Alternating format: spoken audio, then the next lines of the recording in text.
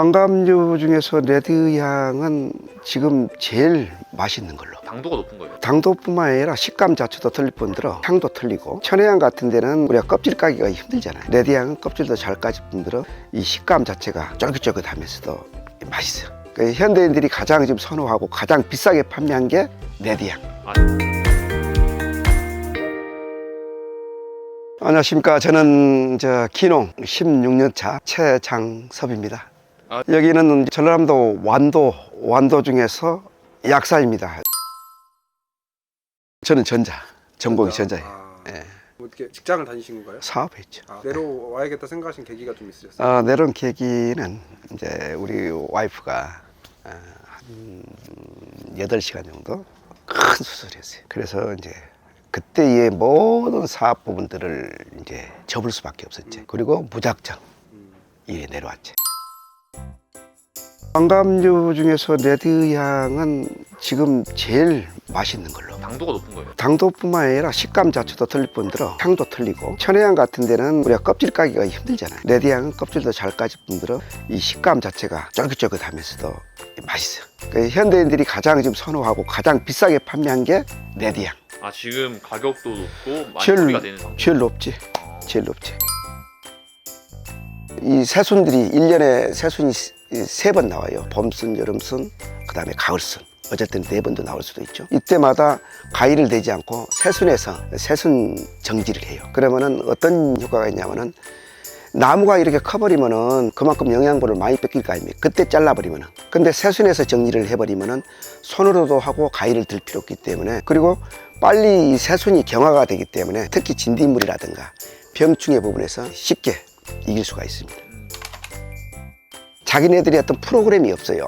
언제 시비를 해야 될 것인지 생각나면 하잖아요. 그런데 저는 이제 처음부터 어떻게 했냐, 어떤 그 회사를 지정을 했어요. 어떤 회사 것이 가장 우리한테 맞을 것인가. 그러면은 나는 잘 모르기 때문에 그 회사의 프로그램을 따라가자. 5분 뿌리는 그 프로그램을 가지고 그 회사 것을 사가지고 그때 시비를 하니까 맞더라 이거죠. 열과하고 해거리가 문제가 있어요. 열과 문제는 제가 보니까는 뭐 일본에서도 해결을 아직 못하고, 단지 이제 경험상으로 봤을 때는 관주, 물 주는 것을 어떻게 줄 것인가. 그래서 여러 번 자주 이렇게 딱 정해놓고 일주일에 몇 번, 몇 톤 자기가 이 땅의 성격을 가지고 판단해야 될까. 그래서 물을 자주 줘서 열과를 예방하는 방법. 또 해거리가 심해요. 그래서 레드향을 비싼 가격이지만 농가들이 쉽게 접근을 못하는 이유는 해거리 때문에도 그렇거든요. 어떻게 저는 해결하냐면은 많이 적과를 시킵니다. 여기 왕창 열려버리면은 내년에 안 열려버려. 그러니까 매년 수확을 하려면은 여기에 적당량만 한꺼번에 이 나무에서 열릴 수 있는 어떤 한계선을 주는 것이죠. 특히 병충해가 많습니다. 진딧물이라든가, 그 다음에 뭐 굴굴류라든가 응애, 이제 대표적인 것들이 그런 것들이고, 나머지 이제 세부적인 것들도 있겠지만은, 이런 부분들은 우리가 방제 부분에서 예방 차원에서 방제를 나가야지, 이 자체가 눈에 보였을 때는 이것을 잡는다는 것은 이미 퍼져 있다 이거죠. 예방 차원에서 저희들이 이제 수시로 방지하기 위해서는 이제 우리가 농약을 이렇게 막 뿌리고 그러면은 힘들어요. 이 안에서 막 농약 기계 잡아가지고 한 사람 잡아주고 또 줄 자기까지 가가지고 막 끌고 와서 하면은, 또 우리 농약 뿌리는 사람은 직접 농약을 부딪히기 때문에 얼마나 그 인체에 노출이 되겠냐 이거죠. 농약을 자동화 좀 시킬 수 있는 방법들이 있더라고요. 전체 문을 닫아버리고 안개 분사로 전체를 안개로 만들어 버리면은 이 자체 우리가 이제 이게 노즐인데 이게 와류 현상이 나요. 그러면은 이 전체가 막 돌아가죠. 그래서 농약은 여기에 부딪힌 것이 아니라 뒤쪽에 농약이 묻어야 됩니다. 주로 병충해들이 이 뒤쪽에서 서식을 해요. 여기 보면은 저는 이제 굴귤라방이 이거거든요. 아주 빠르더라고. 이파리 자체가 충분한 광합성을 하지 못하기 때문에 문제는 되죠. 새순 나오기 시작하면 무조건 진딧물은 들어옵니다. 그럼 새순부터 나올 때부터 일주일에 한 번씩 예방 차원에서 하죠. 봄에도 그러고 또 여름에도 그래요. 또 가을에도 그래요. 이제 응애 같은 것은 꼭 새순이 아니라도 이런 이파리도 응애에 붙어버리면은 이파리 자체가 조직이 파괴가 돼버리고, 그리고 하얗게 됩니다. 이 농민들 농사 지으면은 경험해보면은 1년에 어떤 관행들이 있어요. 그때 이 정도 되면은 뭐가 응애가 들어오겠다. 그 다음에 굴 귤러방 해야 되겠다. 미리 예방 차원에서 한번 뿌려주면은 이 퍼져버리면은 잡기가 어렵지만은 예방 차원 하면은 좋아요. 다 안개분다로 해결이 돼요. 다 하죠. 농약 기계만 농약 원재료만 집어넣으면 되니까. 그러니까 너무너무 좋아.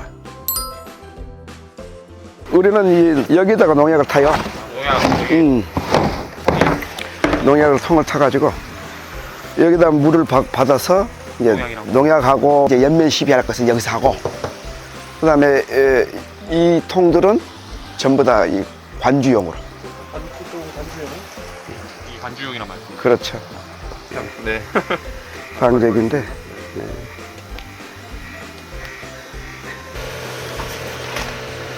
일단 문을 좀 닫아야 되니까 네. 이 한 대 가지고 16분. 12분. 밑에 하우스까지 다 하치해버려요.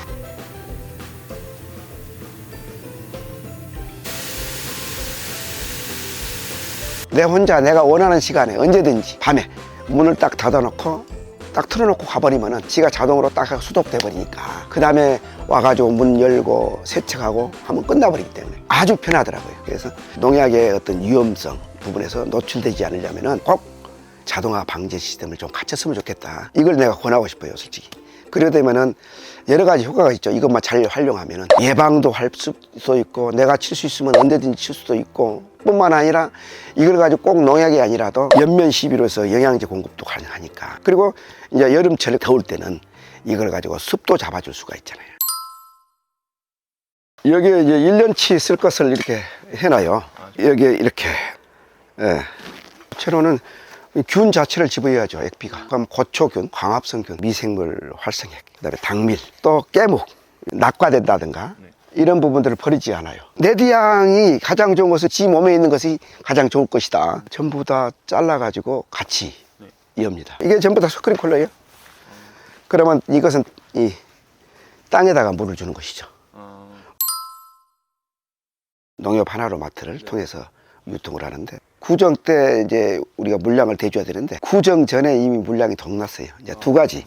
하나는 우리가 수확량이 많지 못해 가지고 물량을 다 대주지 못한 것과 소비자들, 우리 그 충성 고객도들 이쪽에 우선 지급을 해야 되니까 거기 관리하다 보니까는 좀 그런 부분에서 두 가지를 병행하다 보니까 물량이 부족했는데 9년 된 나무다 보니까 이제 매년 그 수확량이 이제 늘어나죠. 그래서 올해는 작년에 한 3분의 1 정도 더 수확이 됐으니까 책임지고 공급을 못 해주냐 이렇게 불만을 했는데, 올해는 그런 어떤 충족 요건을 좀 해드릴 수 있지 않을까 이런 기대감을 좀 해봐요.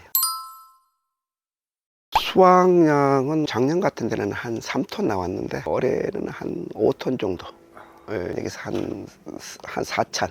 올해는 한 6천 정도 되지 않을까. 나름대로 자기 어떤 플랜을 가지고 좀 하고, 그 다음에 지역마다 다 틀려요. 플랜이.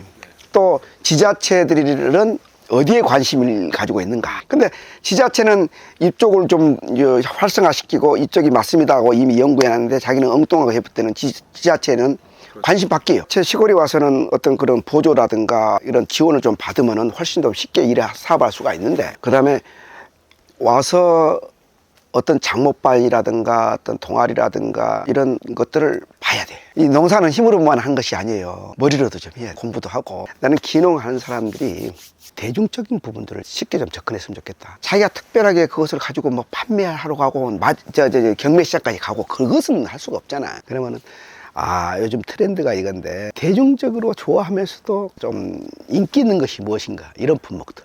이런 것들을 좀 선호할 필요가 있을 것 같아요. 나는 그렇게 생각을 해봅니다. 알겠습니다. 감사합니다. 예. 감사합니다. 그래요.